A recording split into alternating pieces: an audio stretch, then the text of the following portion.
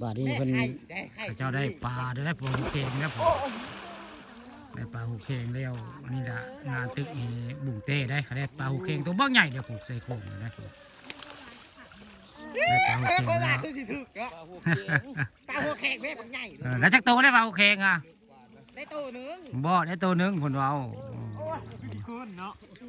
นี่ได้งานตึกเฮบุ่งเต้ได้มูลหาข้าเจ้าได้ปลาหูเข่งนี่ตัวใหญ่ได้ตัวใดก็ได้ตอนเช้าวันนี้พาปาน้องคำพาชมเนาะพามาชม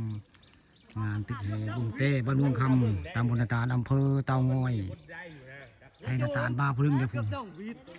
วันนี้ไทยนาตาลมาผู้เดียวได้คุณเราจนเส้นจะทดคุณเราคนได้ปลาโอเคงบุงเต้ตัวเล็กคุณเราบ้าใหญ่ปลาวางโอเคนี่ก็ได้คักเท่าไรอะไรนี่ในป่าเขาตะเพียนปลาเสื่อมคุณเรานี่เป็นหน้าลูกค้าที่คนได้ได้คนเราซื้อมาอยู่ตัวใหม่นะบ่ดูพ่อยนี่แหละงานตึกเฮบุงเต้คนกำลังมาเด้บุงเต้เป็นเมืองคำแต่บนนาตาลปีนี้ปลาลายได้ปีนี้ปลาลายได้ผู้ค้าปลาทองคำปลาชมยังบ่ได้เฮมานำมื้อนี้สักหน่อยสิเมื่อเฮไอ้ครับบนเมื่อเฮอยู่ได้เดี๋ยวตอนเช้านี้มาถ่ายทำซะก่อนเลยเรื่องราวการตึกเฮเซโมงซะก่อนจากเมื่อเฮน้ำกับบุรีตึกเบิ่งแล้วนี่คนน้ำโบราณมื้อนี้แต่ว่าข้าเจ้าได้ปลาคักเท่าไรปลาก็ได้ปลาโอเคปลาอันนี้ปลาตะเพียนง่ายๆคักแล้วมีปลาตัวใหญ่เลยนี่ได้แล้วนี่ปลาครับเบิ่งนี่ปลาแข็งได้เดี๋ยวปลาแข็งเดี๋ยวพูดปลาแข็งได้เดียวมีหูใหญ่แท้ตัวใดก็ได้พ่อตัวขักเต็มกำโอ้เต็มกำเนี่ยเราได้ผมว่าลูกจีนเราว้าวแหละโอ้ขับร้าน8เทื่อแล้วได้ตลอดโอ้ได้แล้วปลายังเลย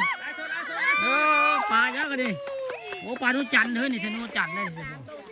คนได้ปลาโนจันได้ปลานี่ป้อขักแท้ม้วนไปเลยม้วนนะคนได้ปลาโนจันได้ผู้โอ้ตัวเดียวนี่ตัวเดียวคุ้มค่าแล้ว20 บาทเลยเอาพี่เดี๋ยวเราก็ไปตัวเดียวนี่ก็20 บาทคุ้มค่าแล้วพี่แกจะมือเอาเงินก่อนเลยเจ้าฮะได้แก่นางเก่งเพิ่นเมื่อเถอะเราบริจาคยังบริจาคเงินเนาะนางเก่งเพิ่นได้ปลาโนจันเลยเพิ่นได้ปลาโนจันคักแท้ปลาเบิ่งก็ได้โอ้มีปลาตัวสวยงามตัวใหญ่เนาะเฮ้ยผู้โอ้ตัวเดียวก็คุ้มค่าแล้ว20 บาทนี่ตัวเดียวคุ้มค่าแล้วคักว่ะโอ้ยเอาพวกฝรั่งโอ้ยจ้าพวกฝรั่งละไปเมื่อวานแผ่นดินไหวพอดีแต่ยังไม่ถึงหมอเป็นวินวาเดี๋ยวก็ได้กลับมาแล้วอยู่ไม่ไหวแล้วมันไหวทั่วกรุงเทพเจ้าเอาเด้จะลุงเจ้าน้อยกระถือน้องพี่เกศเนาะต้องเอาตอบเอามันซ้ำเช้ามึงเช้าลงเฮือพิถือลงเฮือถึงมือแล้วอ๋อซ้ำเช้ามาบ่อยบ่โอโบติตัวจังมานี่ค่ะ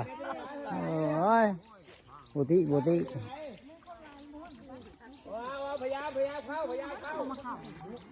มื้อนี้คือคืนเดียวมื้อนี้ตึกแหวังบุ้งเต้มื้อนี้คักแล้วมื้อนี้เขาเจ้าได้ปลามันถึกจะดุ้งปลาจะตัวใหญ่ปลาหูเข่งปลานุ่นจันทร์อ้าวทีเดียวปลายังปลาสูตรเว้ยนี่ปลาอย่างวะเขาแกะปลาสูตรบ่ปลาเนี่ยปลาไทยได้นี่สิปลาไทยปลาไทยโอ้ยปกติเพิ่นยังได้แล้วเพิ่นซ้ำเช้ามานี่เพิ่นเอาซ้ำเช้ามาเด้อเพิ่นเอา